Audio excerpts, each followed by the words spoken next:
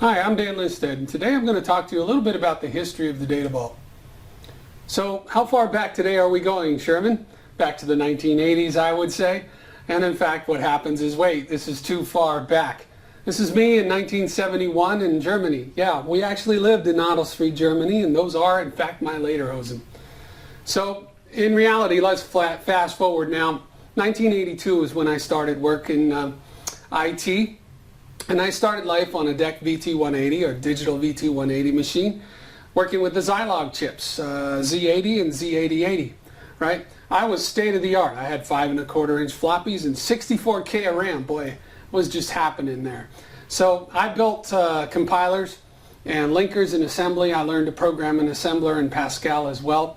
And one day I got an MS-DOS 1.0 disk and I was interested. I stuck it in my VT180 machine. I tried to get it to read. It wouldn't read.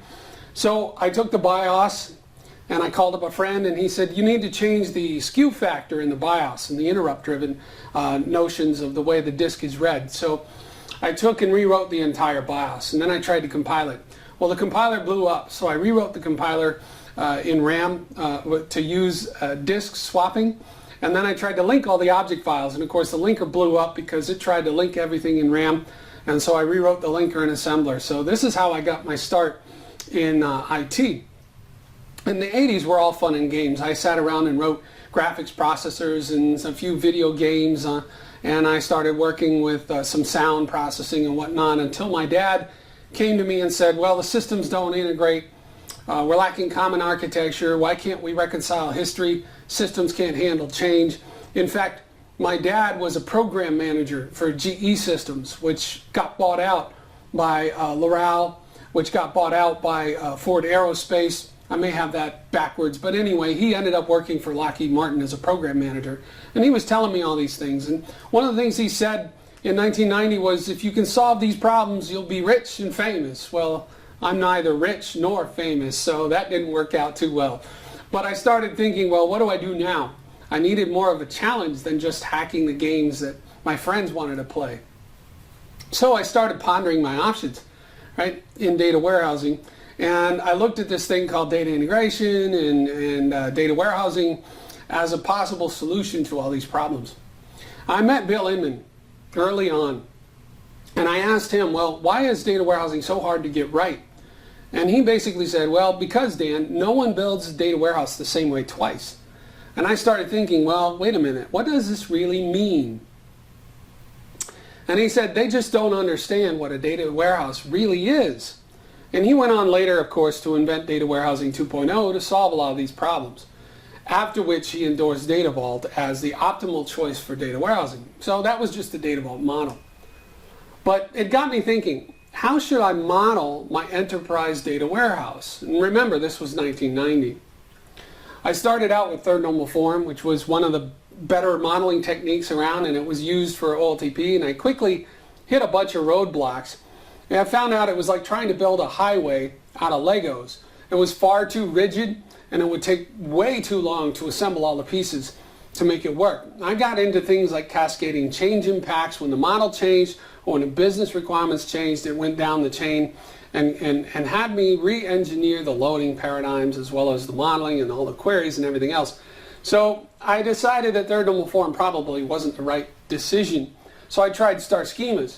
Well, federated stars to be more exact. But it proved out to give me rapid build out, easy answers, and I got all the answers I wanted as fast as I wanted, but getting them to match was like trying to get all the needles across all the haystacks to have exactly the same attributes. And have you ever tried to join two fact tables together and gotten the wrong answer from an enterprise view? Well, that's essentially what happened to me. So, of course, I went back to Bill and said, well, what's going on? And Bill said, well, Dan, a school of minnows swimming together does not equal a whale. And in this case, the minnows being federated star schemas and the whale being the enterprise data warehouse. So I took another look at it and I said, why did these modeling designs fail for enterprise data warehousing? I was really trying to figure this out. Well, if you go back to the origination of the data modeling designs, you realize, of course, that third normal form was originally built and designed for online transaction processing, otherwise known as OLTP, right? There was no such thing as data warehousing in the original design of OLTP, or third normal form warehouses. If you go back to the original design or architecture of dimensional modeling, you realize it was defined with no history in mind. It was defined for point solutions. It was never designed or architected to be federated. And it was never designed or architected to even be conformed. There was no history. It was designed for point solutions. It was designed to meet answers rapidly and quickly for single business units. Consider this analogy for a minute, if you will. Could you take this Big Mac truck, chop the top, and run a race? Well, yeah, of course you can. But would you win if you raced against a Lamborghini? Most likely not, right? The Lamborghini would probably outrun any of these chop top modified rigs, as we call them. What about the flip side? What if you take a Lamborghini and could you, not should you or would you, but could you weld a trailer hitch to a Lamborghini? Well, I'm here to tell you people have. And in fact, this is what it looks like. This trailer hitch is really small. It's simple, it's easy, and in fact what they tow is a Lamborghini motorcycle. So it has limitations, right? The Lamborghini can tow a trailer if you modify the architecture. But what if you wanted to tow a trailer like this with a boat like that? What do you think would happen to the engine? Especially if you went uphill at a 35-degree incline in the middle of summer, right? You might blow up the engine or burn out the car. Or worse, if you're really unlucky, the whole chassis will pull out right out from underneath the body of the car and you'll be done, finished, right? So what does this mean in data warehousing terms? Well, in data warehousing terms, what this truly means is if you modify an architecture or design to do things that it wasn't meant to do originally, you're going to reach its limitations pretty quickly. And these are artificial limitations, by the way, but they're mathematically driven. So these limitations, well, can they be overcome? Sure, if you throw more hardware at it. You have to double, triple, or quadruple the hardware power to overcome the limitations that are introduced. There had to be a better way. Remember, this was 1990 I was talking about. But of course, in 1992, the business was saying, well, I'm asking for something different. I don't really want a new modeling paradigm. I don't want you to come to me with some suggestions of rebuilding the entire boat. So the business was saying, well, let's just restart. Let's just rebuild everything. So let's take this analogy for just a minute and look at this cost curve, right? If you start out with contracts, a contract comes to you in IT and says, we want a data warehouse. And you say, okay, we'll build you a data warehouse.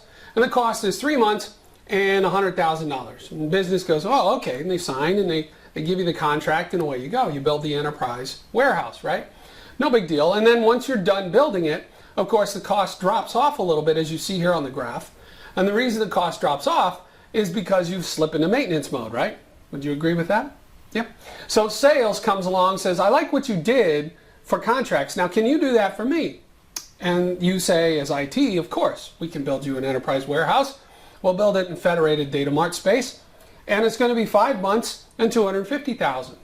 Contract sort of shakes their head and goes, well, wait a minute. What do you mean 5 months and $250,000? You did it for sales for 3 months and $100K. Why can't you do the same for me?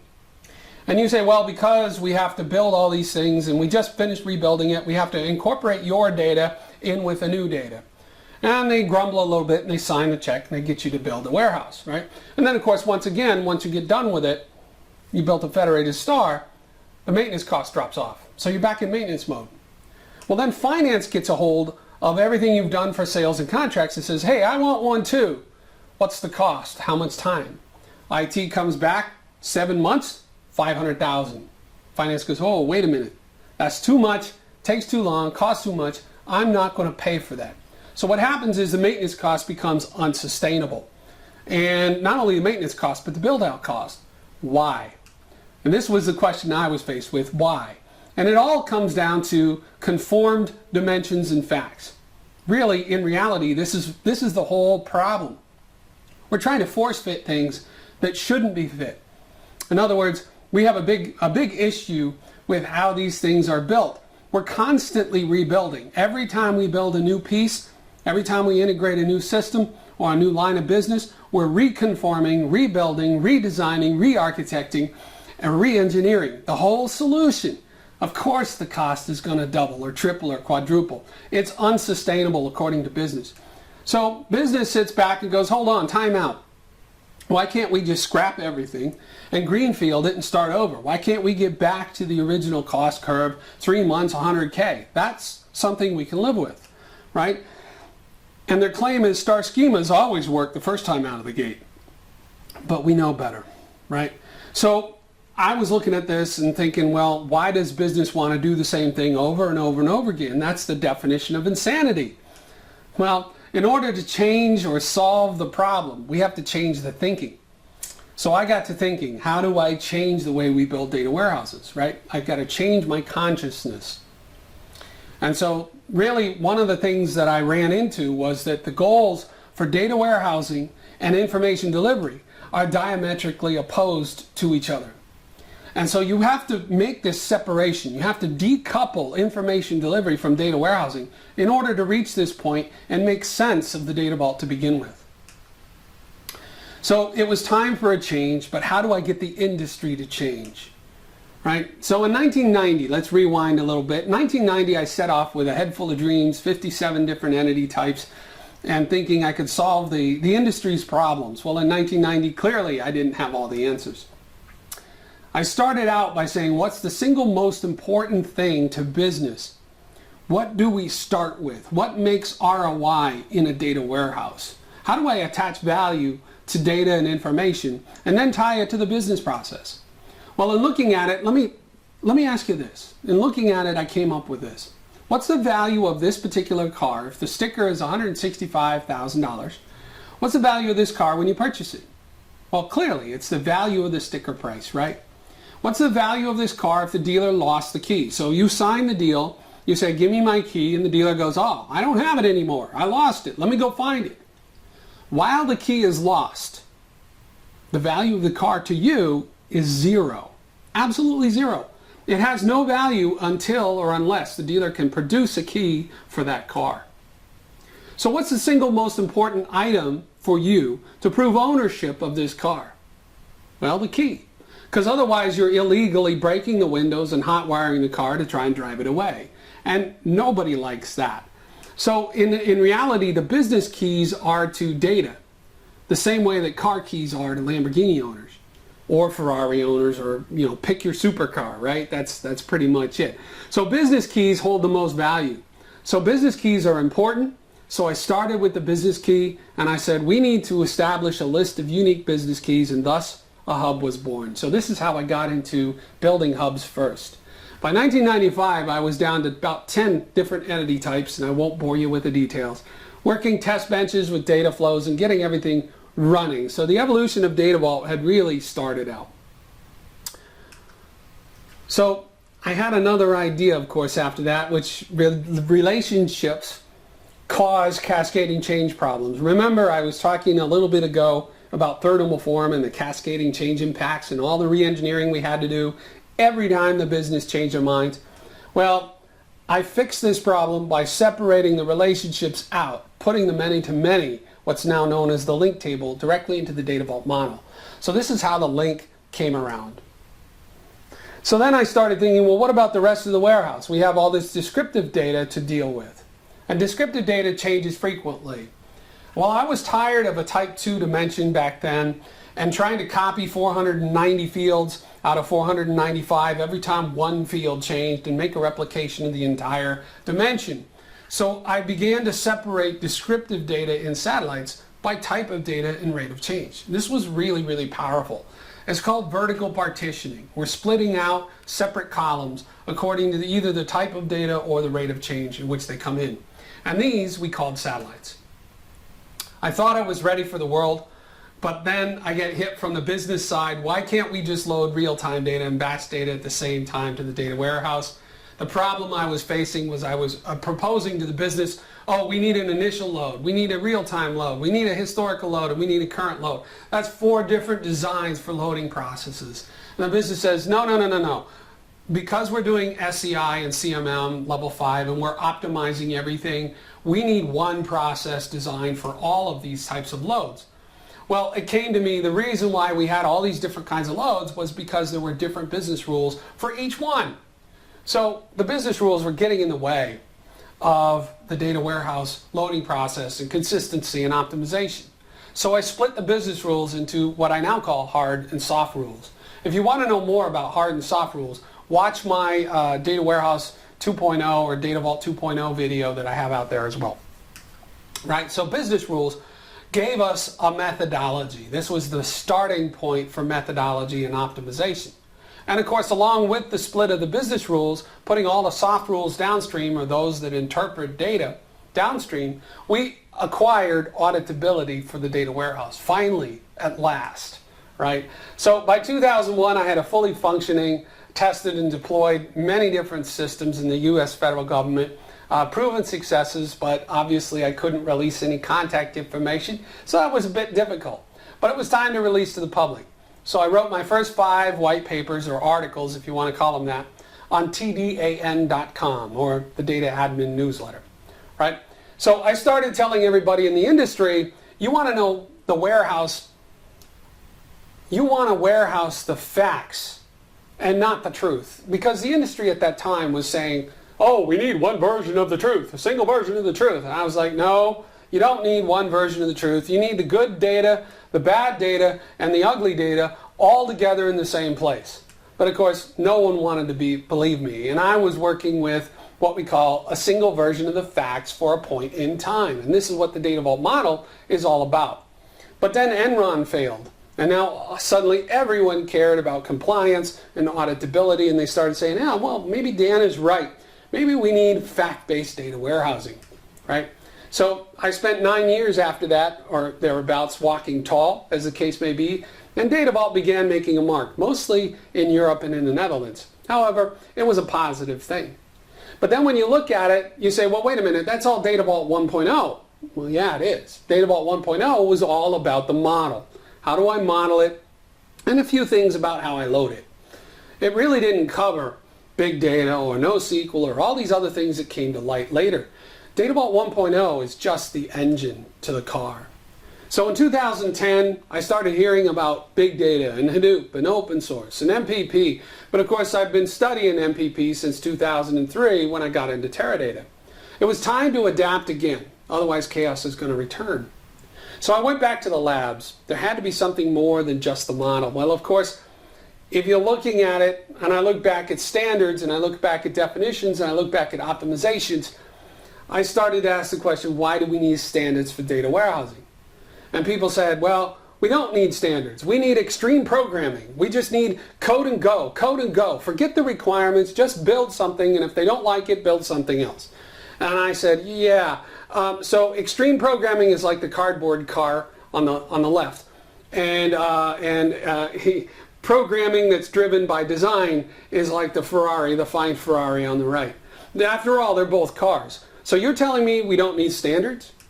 Well, let me ask you this. Would you trust a heart surgeon that didn't follow standards or who had no training? Right? You might end up with your car in the pool if you didn't learn how to drive it, if you didn't know, couldn't reach the pedals, if you didn't know the road rules or the road signs, or you just took it for a joyride, you put it in the wrong gear and you backed it in, you might end up in the pool. You don't want to end up in the pool, right? You need standards for data warehousing, and I think that's been proven over the years. So in 2014, I finally released Data Vault 2.0 as a system of business intelligence. And again, if you want to know more about Data Vault 2.0 and the class that I teach called Bootcamp, you can head on over to the other video that talks about what the class is and how that works. But just for reiteration, Data Vault 2.0 is a system of business intelligence, and it covers all of these components. It covers the methodology, the modeling, and the architecture, and it includes NoSQL and big data. It's far more than just hash keys, which is only one part of the model changes. Okay, so with Data Vault 2.0, arrive an owner, leave an expert. When you get trained, Data Vault 2.0 and the bootcamp give you the whole car, the owner's manual, the driving school, and the key So they teach you how to use it and leverage the warehouse properly as a back office operation. They teach you, or we teach you about information delivery and data marts and how to build properly business value add components on the end of your raw data vault in your enterprise warehouse. So this is what Data Vault 2.0 is all about. If you're curious about endorsements, here's a number of people you can talk to. Howard Dresner wrote the foreword in my Supercharged book. Bill Inman wrote a quote for me. John O'Brien endorses it. Stephen Probst, who's one of 13 CTOs in Teradata, endorses Data Vault. So in case you're wondering, certainly talk to any of these folks. Scott Ambler is a friend of mine, and he also helped me edit the Supercharged book, but he's involved in a lot of the agile stuff that I'm doing these days with Data Vault 2.0. So some great folks to talk to about Data Vault. As far as companies, we have a lot of companies out there, far too many to put on this slide. These are just a few of them. If you have any questions, feel free to contact me directly or contact my business partner Sanjay. I'd be happy to answer those questions for you.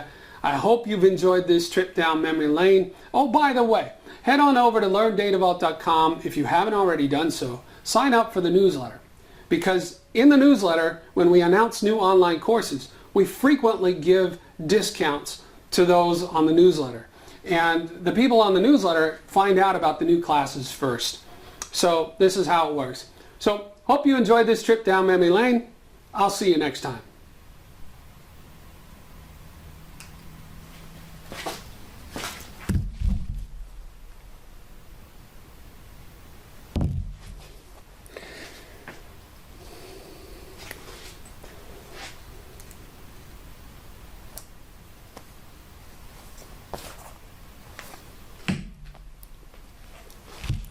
That, my friends, was nice.